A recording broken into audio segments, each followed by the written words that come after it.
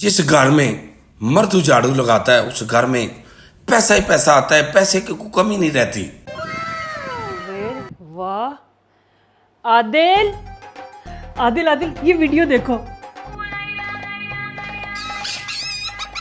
तुम्हें क्या लगता है अब मैं झाड़ू दूंगा?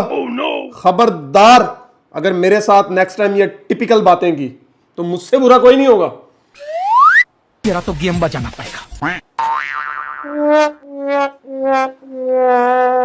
अम्मी आप ये मजे मजे की वीडियोस देखो, मैं तब तक झाड़ू लगा लूं।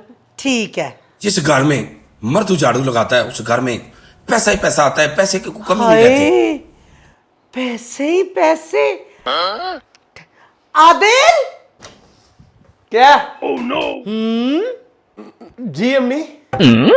आज के बाद इस घर में झाड़ू तू लगाएगा। मैं अम्मी? हाँ तू। फरा झाड़ू दे इसको। जी अम्मी, ये लो झाड़ू। तुझे तो मैं नहीं छोड़ूंगा। अम्मी ओए झाड़ू लगा।